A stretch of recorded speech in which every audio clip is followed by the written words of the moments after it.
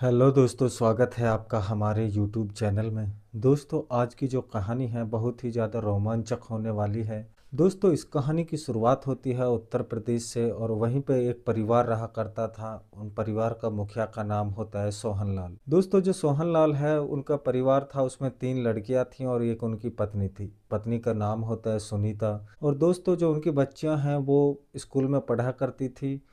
दोस्तों, उनका परिवार था जो बहुत ही जो हंसता खेलता परिवार था, लेकिन किस्मत को कुछ और ही मंजूर होता है जिससे कि दोस्तों पता नहीं चलता है समय का। दोस्तों, कहानी को शुरू करने से पहले आप लोगों से एक छोटी सी रिक्वेस्ट है। अगर आप हमारे चैनल पर नए हैं तो हमारे चैनल को सब्सक्राइब जरूर कर लेना है और वीडियो को अंत तक जरूर देखना है। दोस्तों, जो सोहनलाल है वो दिहाड़ी मजदूरी का काम किया करता था।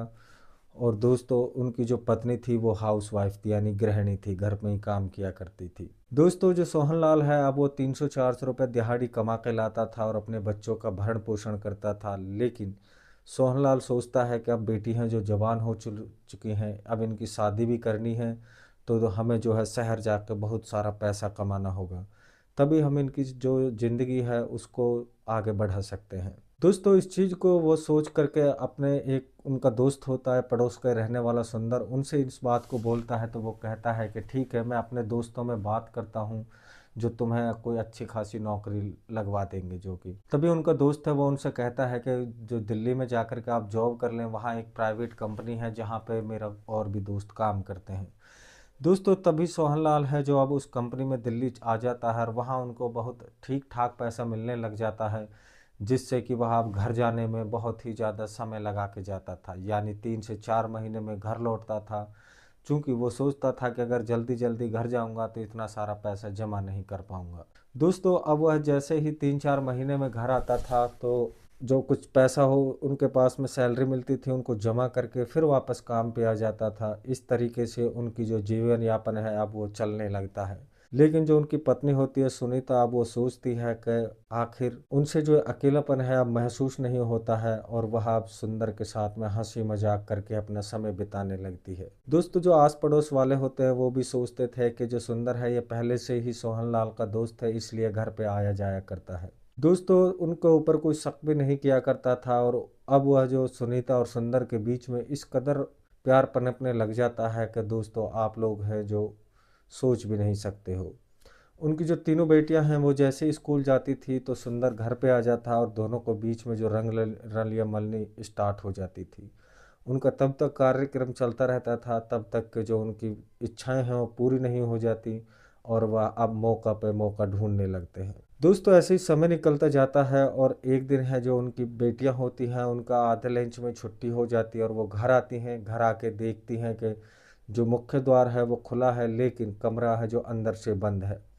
दोस्तों, तभी वो गेट में से झांक के देखती हैं तो उनकी माँ और जो उनका पड़ोसी रहने वाला उनका बाप का फ्रेंड होता है जो सुंदर है वो एक दूसरे के साथ इस कदर जुटे हुए हैं कि उनकी अपनी आंखों पे अब उन्हें विश्वास नहीं होता है। दोस्तों, तभी उनकी माँ है जो अचानक से खिड़की में जैसी उनकी नज़र जाती है तो वो कहती है कि देखो लड़कियां आ गई हैं। वो उनसे निकल कर के कमरे से बाहर आते हैं और बाहर आने के बाद में अब उनसे कहती है तुम इतनी जल्दी स्कूल से कैसे आ गई। तभी वो कहती हैं कि आज है जो हाफ डे था इसलिए हमें आधी छुट्टी में ही पूरी छुट्टी मिल गई थी, इसलिए हम घर आ गई। लेकिन आप ये क्या कर रही थी? हम जो का ये आपका जो सिस्टम है इस चीज़ के बारे में हम अपने पापा को ज़रूर बताएंगे। अब दोस्तों, जो सुंदर है वो घबरा जाता है और वो जो सुनीता है वो भी घबरा जाती है। वो अपनी तीनों लड़कियों से कहती है कि नहीं नहीं, ऐसा नहीं करना है आपको, नहीं तो जो है फिर हमारी समाज में बदनामी हो जाएगी। दोस्तों, इस तरीके से अब वो लड़कियां हैं जो अब वो सोच में पड़ जाती हैं कि आखिर हमें क्या करना चाहिए। दोस्तों, जब वो सोचती हैं कि जब उनकी माँ है जो इस कदर इस काम में जुटी हुई है तो अब उनकी भी जो है नीयत में खोट आने लगता है। वो भी सोचती हैं कि क्यों ना हम भी जो है अंकल के साथ में इस तरीके से काम करें। दोस्तों, जैसे ही शाम को उनका पड़ोसी यानी सुंदर घर आता है और वह देखती हैं कि वो उनको भुलावा देने के लिए कहता है कि उनसे मीठी मीठी बातें करता है। तभी जो उनमें से लड़कियां होती हैं वो कहती हैं कि अगर तुम हमारे साथ भी ऐसा ही करोगे तो हम नहीं कहेंगे, नहीं तो हम अपने पापा को सारी जो आपकी आंखों से देखा है वो सारी बात हम बता देंगे। दोस्तों, तभी वो है जो सुंदर वो मान जाता है। वो कहता है कि तुम्हारी माँ के सामने ये करना मेरे लिए पॉसिबल नहीं है, इसे तुम काम के लिए बाहर भेजो।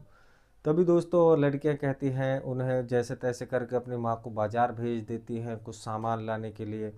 और दोस्तों बाद में वह उनके साथ में तीनों इस कदर रंगरलिया मनाते हैं कि तब तक के उन तीनों का मन है जो खुश नहीं हो जाता, तब तक वो अब एक दूसरे के साथ में संबंध बनाते रहते हैं। और जैसे ही उन्हें मौका मिलता था या फिर स्कूल जाते थे तो जो सुंदर है वो भी अब उनका पीछा करता, और अब वो इस कदर जैसे उनके पहले काम में जुटे रहते हैं कि वो बस एक दूसरे के साथ में जब मौका मिलता तभी इस काम को अंजाम देते थे, चाहे उनके हाथ में सुंदर के चारों में से किसी एक के साथ में मौका बैठता था तभी उसके साथ में इस काम को अंजाम देता था। दोस्तों जो सुनीता की जो सबसे छोटी वाली लड़की होती है वो स्कूल जाती हैं तो तभी अचानक से उसकी स्कूल में तबीयत खराब हो जाती है, उसे चक्कर आते हैं, उल्टियाँ आने लग जाती हैं, डॉक्टर उन्हें छुट्टी दे देता है। छुट्टी देने के बाद में दोस्तों उनकी माँ होती है जो उन्हें अस्पताल लेके जाती है और सुंदर को भी फ़ोन कर देती है कि जो उनकी बेटी है उनकी तबीयत ख़राब है, आप ऐसा करो अस्पताल आ जाइए। दोस्तों सुंदर भी अस्पताल जाता है और जाने के बाद में जब उसकी रिपोर्ट आती है तो सुंदर के पैरों तले से ज़मीन निकल जाती है। चूँकि जो डॉक्टर होता है वो सुंदर को ही उसका पिता समझता है और उनको बताता है कि इस लड़की ने कहाँ पे काला मुँह किया है, यह जो प्रेग्नेंट है। दोस्तों जैसे ही सुंदर इस बात को सुनता है तो वो घबरा जाता है और अब इस बात को सुनीता को कैसे बताए। और दोस्तों अब चीज़ को लेकर के वो दवा लेके आते हैं, उन्हें दवा देता है और दवा देने के बाद में अब उसे आखिरकार ये सारा माजरा है जो सुनीता को बताना पड़ता है।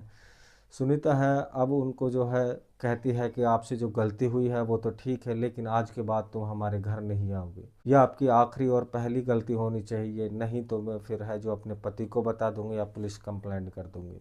दोस्तों वो समय रहते हैं जो इस चीज़ को सचेत जाती है और वो जो सुंदर होता है वो भी अब उनके घर आना जाना बंद कर देता है।